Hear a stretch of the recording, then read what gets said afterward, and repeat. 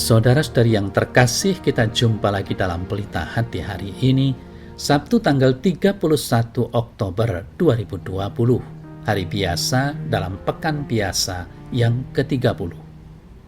Bersama saya Romo Thomas Suratno SC dari Paroki Cilandak, Jakarta Selatan, mendengar dan merenungkan sabda Tuhan, yakni firman Tuhan yang tersurat di dalam Injil Lukas, bab atau pasal 14, ayat 1 dan ayat 7 sampai dengan ayat 11.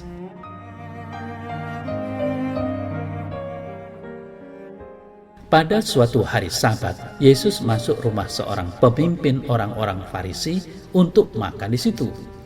Semua yang hadir mengamat-amati dia dengan seksama. Melihat tamu-tamu berusaha menduduki tempat-tempat terhormat, Yesus lalu mengatakan perumpamaan berikut.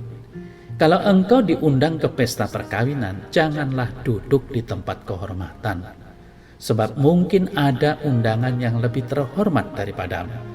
Jangan-jangan orang yang telah mengundang engkau dan tamu itu berkata kepadamu, berikanlah tempat itu kepada orang lain. Lalu dengan malu engkau harus pindah ke tempat yang paling rendah.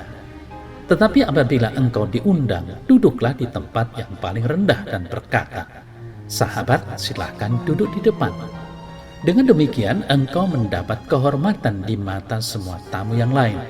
Sebab barang siapa meninggikan diri akan direndahkan, dan barang siapa merendahkan diri akan ditinggikan.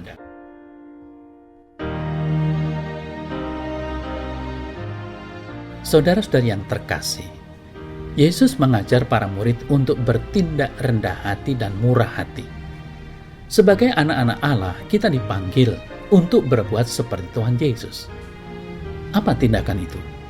Pertama, sikap rendah hati. Sebagai murid Yesus, kita perlu belajar untuk hidup apa adanya. Artinya, tidak menonjolkan diri atau tidak sombong. Segala yang kita miliki berasal dari Tuhan. Ukuran tindakan kita ialah melakukan segala sesuatu dengan kasih. Sebab barang siapa meninggikan diri, ia akan direndahkan, dan barang siapa merendahkan diri, ia akan ditinggikan. Lalu yang kedua, sikap memberi dengan murah hati, tanpa mengharapkan balasan, terutama kepada orang-orang yang sederhana. Siapa mereka itu? Ialah mereka yang miskin, yang cacat, dan yang tidak memberi balasan. Jelaslah bahwa Tuhan Yesus mengajarkan kepada kita untuk bermurah hati, jangan hanya kepada orang yang dapat membalasnya. Jika kita murah hati dan hanya ingin melayani Allah semata sebagai ganti ambisi diri kita, maka Allah sendirilah yang akan mengganjar kita. Ia akan memberi kita tempat terbaik dalam rencana keselamatannya. Saudara-saudari yang terkasih, Tuhan akan mengganjar kemurahan hati kita dengan menawarkan kepada kita jalan menuju kekudusan yang lebih besar. Itu berarti bahwa Ia akan menyatakan kelemahan kita dan menantang kita untuk hidup lebih baik lagi. Ganjaran Allah selalu lebih baik dibandingkan yang ditawarkan dunia kepada kita, karena Ia menjanjikan hidup abadi dan sukacita sorgawi. Saudara saya terkasih, dalam adorasi Ekaristi, sebenarnya kita belajar rendah hati dengan menyembah Yesus Kristus.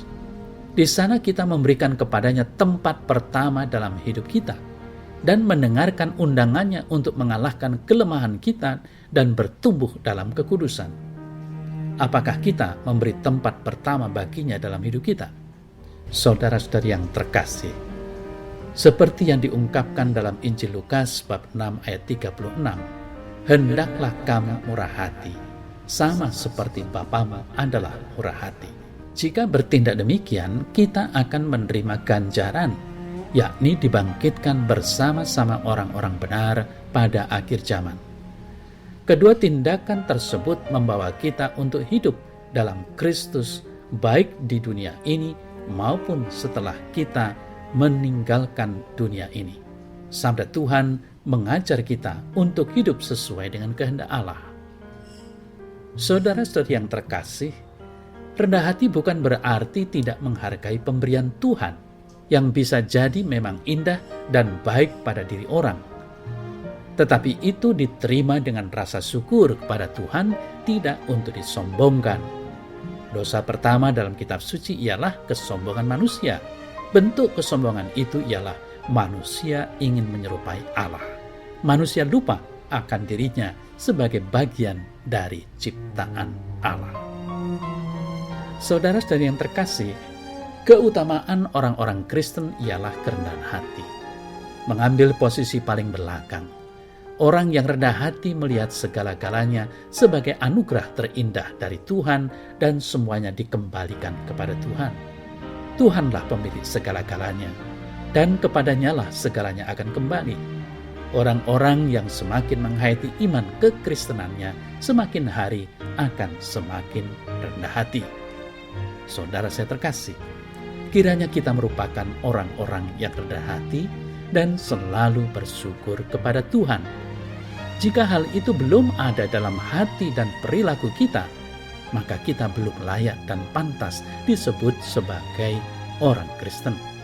Maka, agar kita layak dan pantas sebagai orang Kristen, milikilah sikap rendah hati dengan selalu bersyukur kepada Tuhan.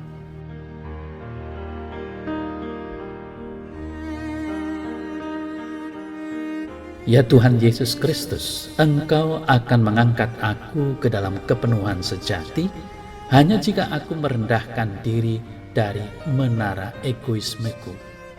Dengan jelas Engkau menyampaikan kepadaku bahwa aku tidak boleh mencari pujian dalam hidup ini. Bantulah aku untuk mengandalkan Engkau sepenuhnya, tidak dengan mencari diri sendiri, tetapi dengan melakukan yang terbaik, yakni melayani Dikau dengan rendah hati dan murah hati kini dan selamanya. Amin.